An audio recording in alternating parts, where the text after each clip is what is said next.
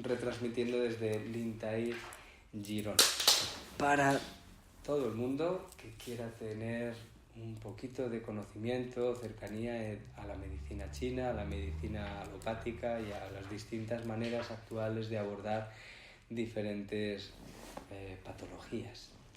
Aptos estos programas para personas que no sean profesionales, para terapeutas, para acupuntores y acupuntoras sobre todo, porque es la rama más fuerte de un servidor, por decirlo así, aunque cada vez vamos metiendo más información de neurología, de fisiología, etcétera, para que podamos establecer un puente entre la medicina convencional y la medicina tradicional china, que es una herramienta fantástica. Y tenemos aquí con nosotros a Adrià, nuestro fiel compañero, amigo, estimado y maravilloso acupuntor de aquí de Girona también.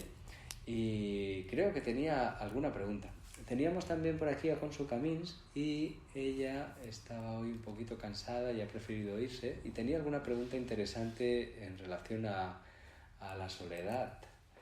Y bueno, como no han llegado preguntas especialmente desde las ondas, por decirlo así, no han mandado ningún WhatsApp ni ningún correo, pues era ella la que tenía una pregunta muy interesante vinculando el motivo de que apareciera el sentimiento de soledad, que no es una emoción dentro de las emociones habituales, pero que es una consecuencia y que puede arrastrar muchas emociones a la vez y que tiene un vínculo muy estrecho con cómo funcionan los mecanismos de realidad creada, etcétera, etcétera, y por eso dábamos una referencia de tratamiento en base a estos vectores que van produciendo una reacción en esa realidad creada que luego entendíamos cómo producían una conexión con el área prefrontal del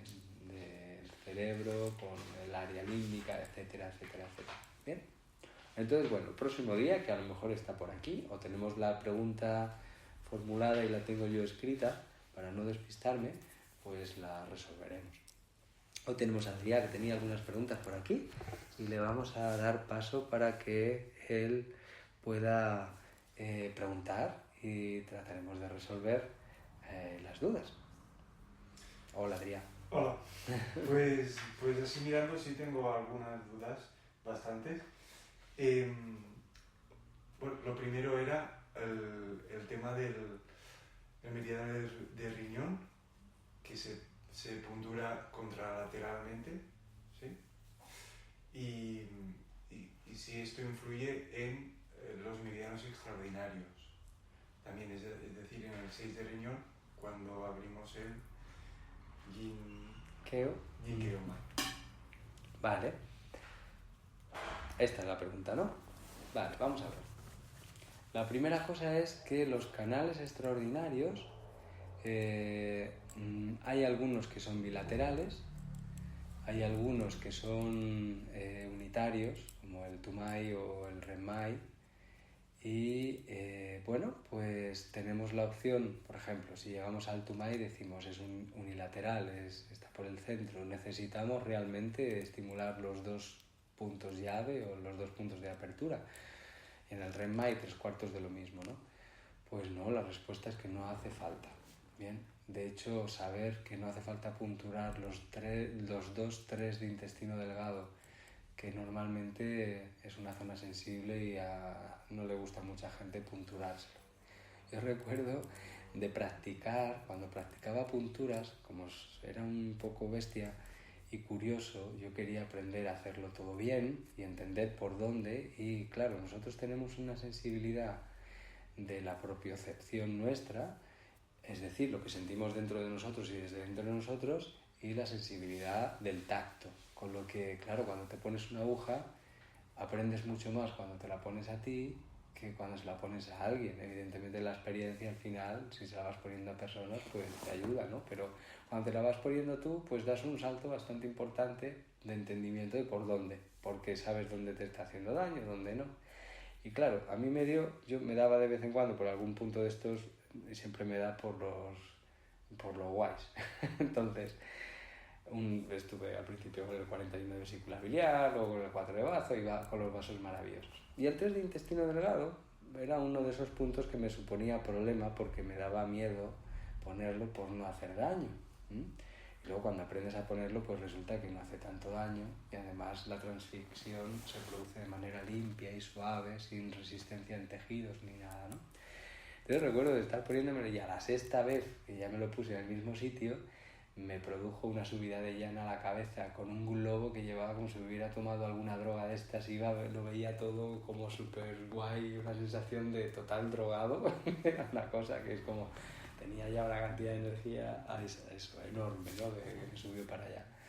Y paré de ponérmelo ya, claro, en ese momento, porque digo, madre mía, qué colocón me acabo de pillar.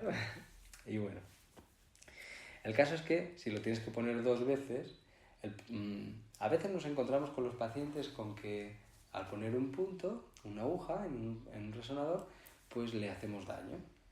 Entonces, claro, la persona duda y se pregunta, ¿que me duela significa algo? Y nos lo preguntan a nosotros a veces. ¿Que me duela más el lado izquierdo tiene algo que ver? ¿Qué quiere decir? O cuando les duelen todas las agujas, hoy debo estar fatal. O van haciendo comentarios así, ¿no? Y es como, bueno, la primera cosa es que si le duele al poner la aguja, evidentemente es una aguja y se puede notar, no, lo normal es que se note. Lo raro es que no note nada el paciente al poner la aguja, sobre todo si las ponemos artesanamente, ¿no? Es decir, con la mano sin utilizar cánula ni cosas así, ¿no? Entonces, bueno, muchas veces cuando tienes mucha habilidad, pues no se nota tanto al ponerla, ¿no? Y eso te lo da la práctica y la atención, porque hay veces que, bueno, pues no hemos calentado. Es el primer paciente de la mañana y la mano está fría y cuando vamos poniendo las agujas, pues le vamos haciendo daño, pues porque todavía no estamos calientes, ¿no? Por decirlo así, no hemos calentado. Y se junta también que el paciente tenga más sensibilidad ese día, que haga viento en la calle, es decir, si hay un cambio de temperatura fuera, climatológico, hacia el frío o hacia el calor, pues por ejemplo ya va a aumentar la sensibilidad de la piel solo para prevenir infecciones, etcétera, etcétera. Y si hace viento, pues todavía más. Y si nosotros estamos un poco nerviosos, pues todavía más. La sensibilidad aumenta. Si a esto le juntamos con que el acupuntor tiene un mal día, pues peor. Mal día en el sentido de que la habilidad la tiene un poquito más para allá. Pues ahora duele más. Y dentro de esto tenemos que incluir el factor de que no es lo mismo poner el resonador de la mano izquierda que el de la mano derecha, pero solo porque nos coge diferente la mano del acupuntor para poner la aguja. Entonces hay puntos que son muy fáciles de poner porque va a favor de cómo tenemos la posición para poner la aguja, y otros que no, que tenemos la mano retorcida y es más fácil que hagamos daño. Ya está. Entonces, la gente de repente nota que le hacemos daño, pregunta eso, pues es bueno decirle, no, es que te ha tocado el acupuntor malo y hoy no tengo la mano hábil y te estoy haciendo daño. Pero ya presto atención y voy con cuidado, y en cuanto se pone un poco de cuidado ya no le hacemos tanto daño o no le hacemos daño, ¿no? Entonces, bueno, que duela un resonador al punturar no es significativo de alteración. Que duela al presionar, sí. Es decir, si yo toco y duele, sí, es un dato diagnóstico. Y hay determinados resonadores, como los resonadores Valle, que son los puntos alarma, etcétera, etcétera, que cuando los tocas y duelen, pues te está diciendo que hay alteración en el órgano o en el canal, etcétera, etcétera, ¿no? O los puntos TIN, o los puntos U, etcétera. Hay muchos resonadores que se utilizan, o los puntos MO, que se utilizan como diagnóstico también. Pero duelen al tocar. Al poner la aguja podemos hacer daño, esté alterado la respuesta del resonador o no, esté sensible o no, o que nos pille mal la mano, o que tengamos un mal día, o que el paciente venga muy alterado, o muchas cosas. O sea, que poner la aguja no es significativo de diagnóstico si duele. El tocar y que duela, si tocamos palpando el punto antes y nos dice la persona que le duele, eso sí nos está diciendo que algo pasa, ¿vale? Entonces, si de los vasos maravillosos uno de los resonadores que quitamos justo es el de la mano derecha, por ejemplo, que es el que nos pilla peor normalmente, si punturamos desde el lado izquierdo de la camilla, pues, jolín, qué guay, me lo ahorro. Además, como suele doler, pues está fenomenal. Pues sí, los canales Jan se puede punturar solo el punto de apertura del lado izquierdo, cuando se utiliza la apertura del vaso maravilloso. Y los canales Yin se puede utilizar como punto de apertura solo los del lado derecho,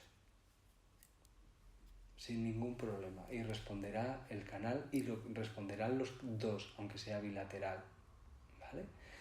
Porque el vaso maravilloso lo que hace es arrastrar una respuesta de los vectores Yin todos en equipo, o de los vectores Yang todos en equipo, etcétera, etcétera, de los canales convencionales. Entonces producirá una respuesta en ellos, ¿vale? Porque incidimos desde el vaso maravilloso para que provoque una alteración de respuesta hacia un grado de salud, vamos a decirlo así, en los otros canales. Ya sea por establecer, por ejemplo, Yin o E, pues lo que va a hacer en los canales Yin es que se pongan en comunicaciones entre ellos de forma más activa y se tengan en cuenta, vamos a decirlo así simplificado. El Jinkeo, pues el Jinkeo va a armonizar el movimiento y el flujo, la velocidad de movimiento, de flujo de los canales. Si hay uno atascado, va a invitarlo a moverse dentro de los 3 yin de las piernas y de los 3 yin de las manos. ¿Bien? Y así va funcionando. Entonces provoca una respuesta de armonía en equipo. Salvo que queramos utilizar unilateralmente por recorrido del vaso maravilloso ese lado, podemos utilizar un lado u otro lado. Pero si queremos abrir las características, abrir el vaso maravilloso en el sentido de las características energéticas que confiere, entonces solo con abrir el del lado Yin o el del lado Yang, si el canal es Yin o el canal es Yang, es suficiente. Es decir, el Tumai con el 3 de intestino delgado izquierdo vale, el Renmai con el 7 de pulmón derecho vale.